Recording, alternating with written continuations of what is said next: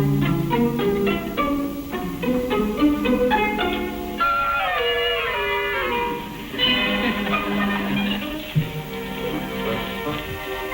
you have your coffee now or later? Oh, good morning, Mr. Clary. I was just tasting. Tasting? Well, I'm willing to pay for what I ate. How much do I owe you? Well, it's hard to say, Miss Brooks. It's all a matter of weight. Now, if you'll tell me what you weighed when you came in here, why, I'll just put you on the scale and we'll figure the difference. Oh, now, look, all I Look, have... let's just say it's on the house. Thanks a million. Don't mention it. Now then, would you like to buy something, or shall I just turn my head again? I'd like a little less sarcasm and enough bologna to make a couple of sandwiches at school, please. Yes, ma'am. Will that be all? Well, no, not quite, Mr. Clary. A few days ago, Mrs. Davis found a little puppy in our backyard, and, well, here he is. His name is Hash. Hash? That's the breed he is. Yeah, cute. Oh, he's awfully cute, and we'd love to keep him, but he doesn't get along with Minerva, our cat. So we figured maybe you could give him a happy home here in Liverwurst Heaven. Well, I'm sorry, Miss Brooks, but you see, business hasn't been too good lately, and I can't afford another mouth to feed. Well, it wouldn't cost you anything. What do you do with all your scraps? I give them to my wife. Your wife? Mm-hmm. And she cooks them, and I get them back for dinner. We have to economize until certain customers pay their bills. Oh. Well, maybe I can get someone at school to adopt Hash. He's such a cute little pup. I wish Minerva wasn't so prejudiced. There.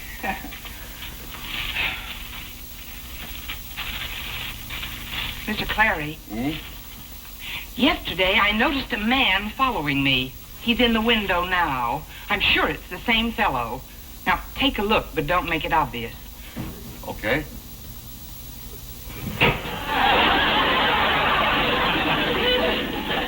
He left. I don't understand it. I suppose the whole thing could be a coincidence. Yeah, probably. Well, here's your bologna. Oh. And I'll give you a little bread, free. Oh, free? Mm-hmm. Well, thank you, Mr. Clary. And what do I owe you for the bologna? $48.60. 48 who's and 60 what? Well, isn't that an awful lot of bologna? That is the total of your bill for the last 2 months, Miss Brooks. I told Mrs. Davis it has to be paid. Oh, well, it has been paid. I'm certain your check is in the mail now. All right. Would you like me to put your bologna in the mail? Now, look, Mr. Clary, I'm not a dishonest person. I wish you'd take my word. I'd rather take $48.60. Well, I told you the check was made out only yesterday. Oh, that's a lot of bologna, too. Well, now, look, I don't have to stand here and be insulted. Goodbye. Well, at least give me back my rye bread. All right there. And I hope you get lumps in your liverwurst.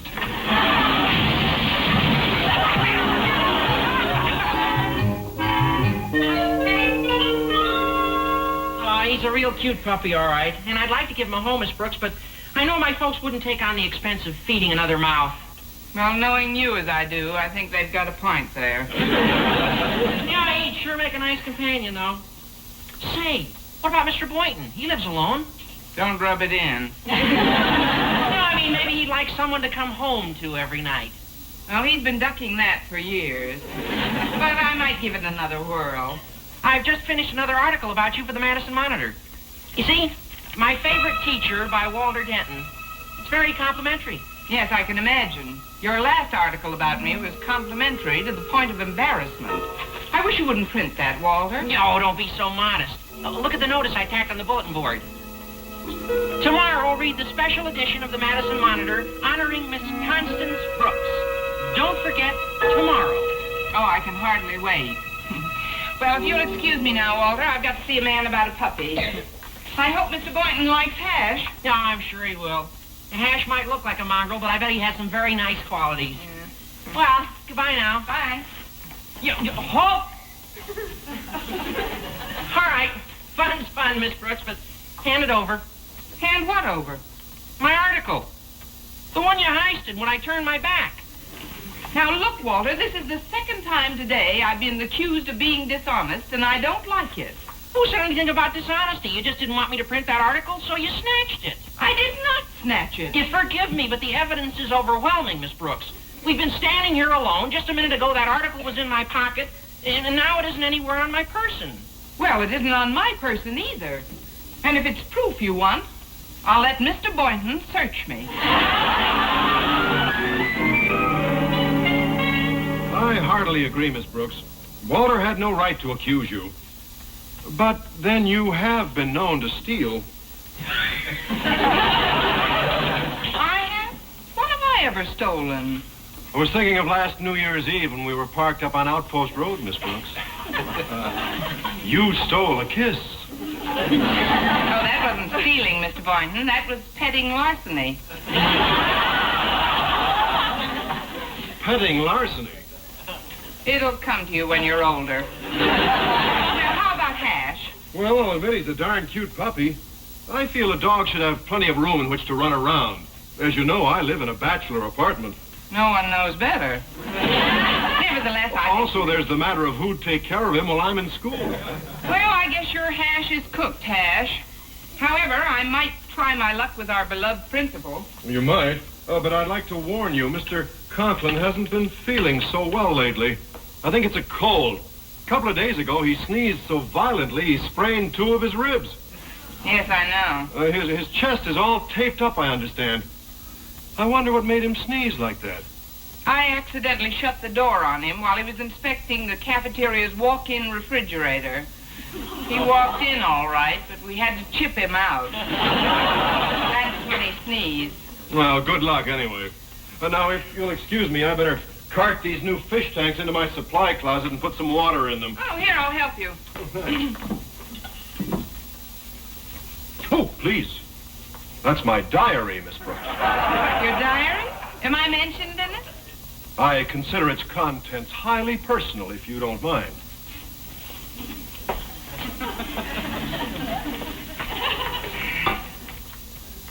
Say, wait a minute. Stealing a kiss is petting larceny. That isn't bad. That's what I've been trying to tell you.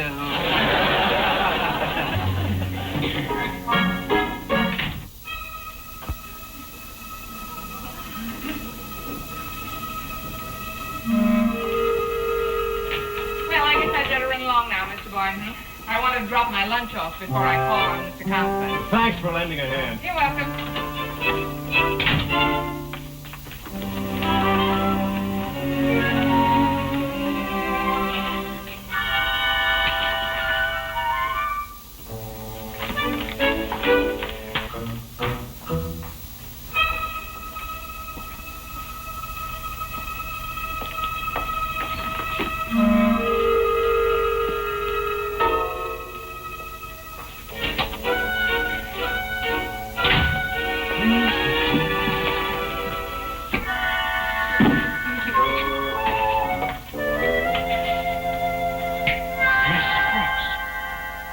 To Jimmy Valentine.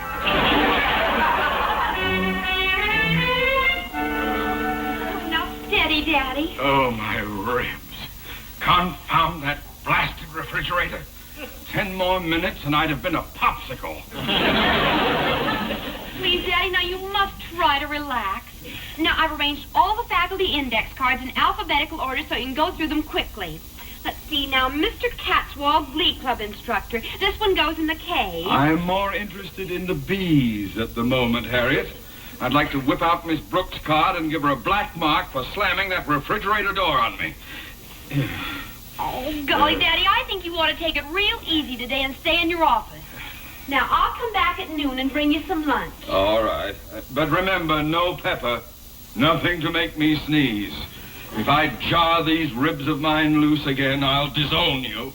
Yes, sir.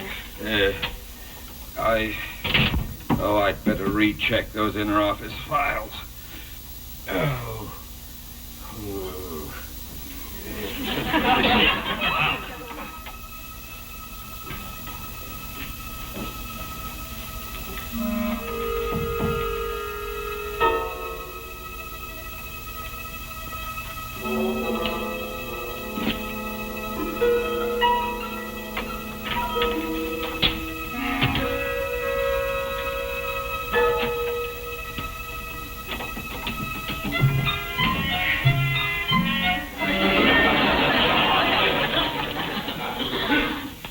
Mr. Conklin?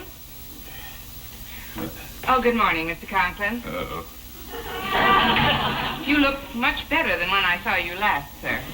Well, I've defrosted since then. I'm sorry about the refrigerator incident. Mere regret does not appease me, Miss Brooks.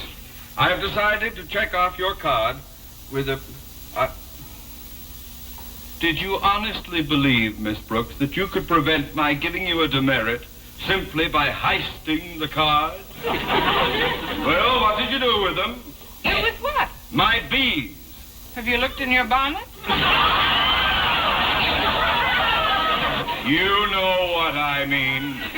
You deliberately invaded my office to filch my faculty cards. Oh, my ribs, I'm all taped up. I must be careful. Oh, I know, Mr. Conklin, and your cold doesn't help it any. The only reason I invaded your office, sir, was to offer you a little surprise. I've had enough of your surprises, Miss Brooks. What's more, I do not have a cold. It so happens my doctor has been treating me for my recently discovered allergies. For example, he has discovered that I'm extremely allergic to the fur of certain animals. Particularly cats and dogs. You see, the fur of such pets assails my nostrils in such a manner as to provoke sneezing spells. Heaven forbid that I have a sneezing spell. In my condition, one good sneeze might crack my ribs to smithereens. I must therefore take every precaution to get that flea catcher out of here. My nostrils twitching. If I,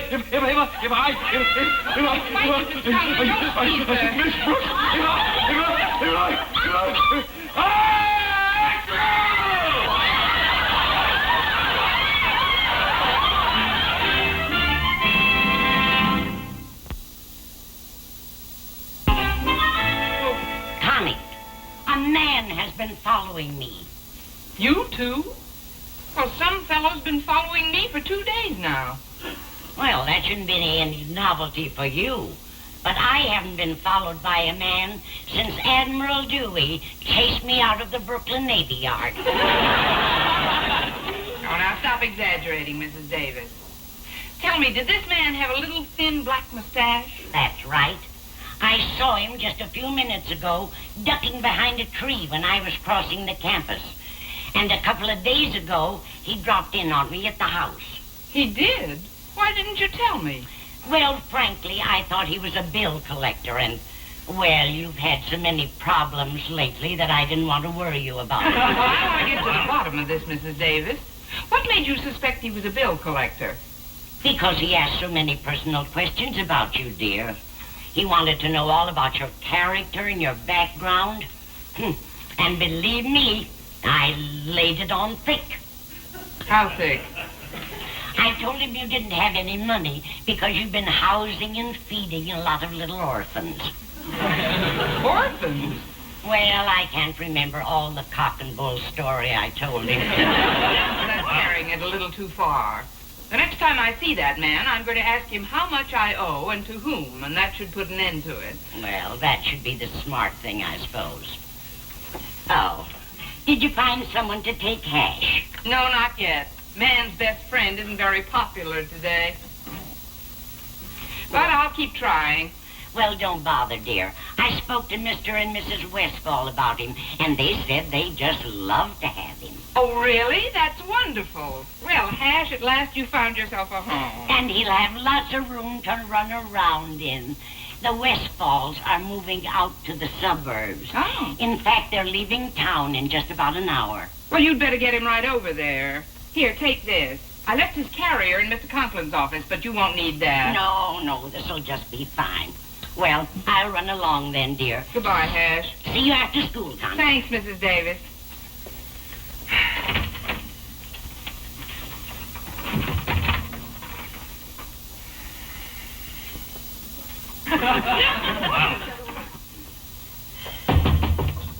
Come in. You first, Walter. Miss Brooks, because you heisted that article from me this morning, the Madison Monitor has gone to press with half a blank page. Moreover, the faculty editor has ordered me to turn in my press card and my windshield sticker. In view of developments, therefore, I consider our friendship to be at an end. The same goes for me. Until such time as you apologize and give me back my diary, you and I are not on speaking terms. Well, I haven't the slightest idea what you're talking about. Bravado will avail you nothing. Nor will sheep-eyed protestations of innocence. Sheep-eyed? Now, look here, you tall guinea pig, you. Never mind. Mr. Conklin. What happened? Miss Brooks, you see before you the fruits of your visit to my office this morning. You will be happy to learn that the presence of your animal caused me to sneeze with such violence that I threw my arm out of joint. Can't you drop that whisk broom while I'm talking? Well, this will only take a minute, Mr. Conklin. You see, the dog has been napping on this desk, and I want to get rid of the loose dog fur. Fur? Dog fur? Mark my words, Miss Brooks. So help me. If I...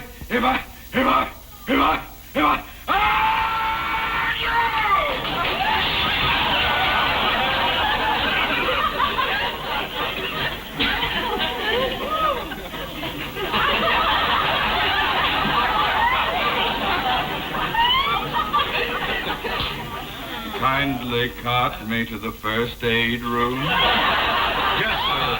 Right away. Mr. Conklin, would you like me to... No, I guess you wouldn't.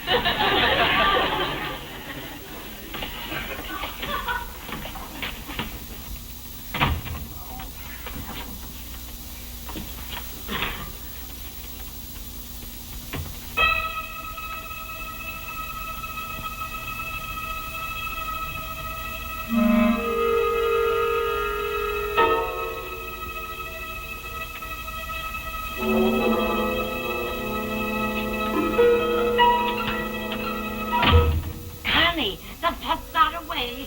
Oh, no. I couldn't catch him. Heaven only knows where he is.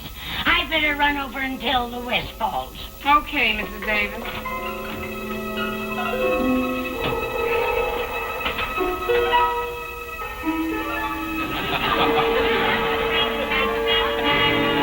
Is that Miss Brooks? You again?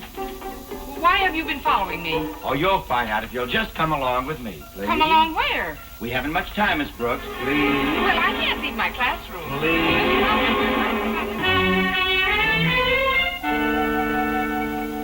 She doesn't have the slightest inkling of why she's here or where she is, ladies and gentlemen. Just watch her expression when she finds out.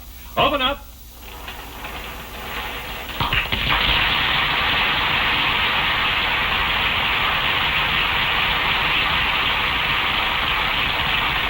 Miss Connie Brooks, beloved English teacher of Madison High, here is your pad. My pad? Mine? I'm on television? This is your night, Miss Brooks. Yes, indeedy. Mr. Jason picked up anything and everything that might give us some information about you, my dear. And tonight you're going to relive some of the touching incidents in your life that helped to make you the sweet and simple but altogether lovable old soul you are. Now, you just take the seat of honor here. That's it. Oh, those things are for the big party we're having after the show with all your beloved friends. Oh. By the way, you'll be happy to know that... Later, Miss Brooks, I can't be heard when you blow that. Oh, excuse me. I was about to say, I'm Jeff Cartwright. Jeff Cartwright? You're Jeff Cartwright? Oh, I've seen your show. But your face is always behind an album. Yeah. Here's a snapshot of you as a baby. Yes, you, Constance Brooks, were born in a small Midwestern town back in the year...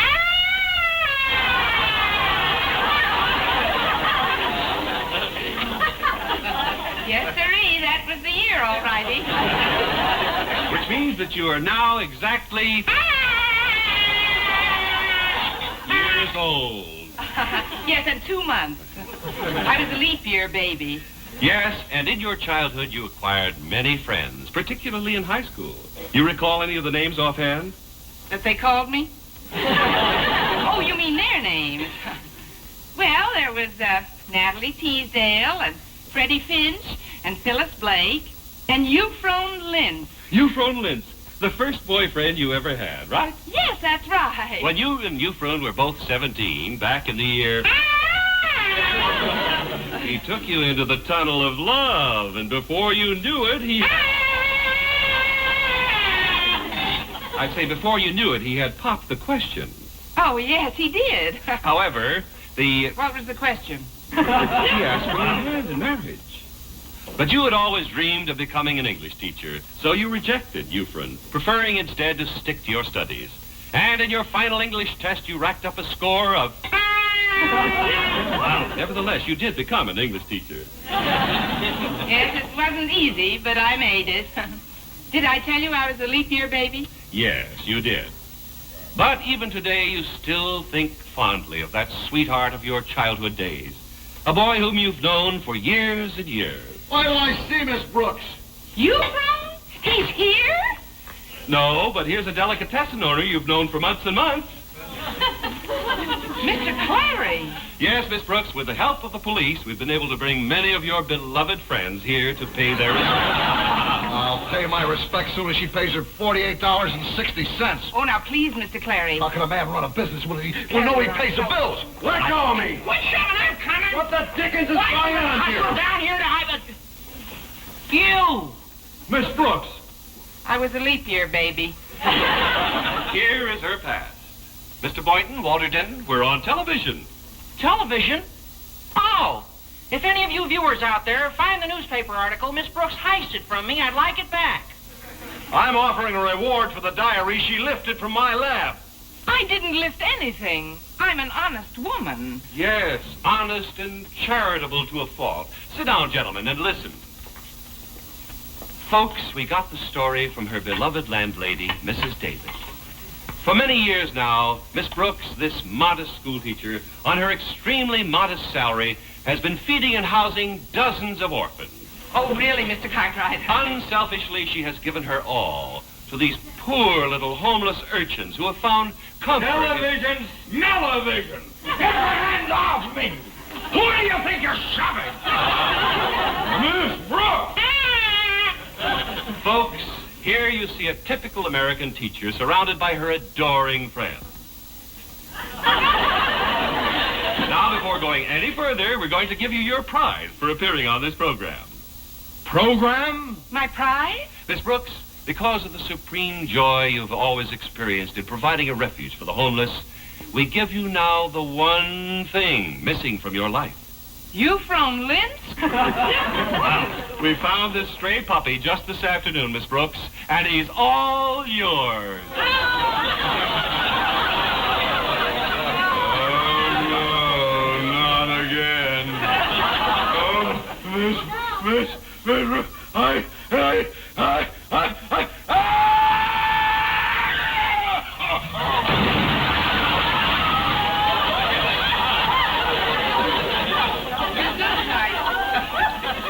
And good night, Euphron Lintz, wherever you are.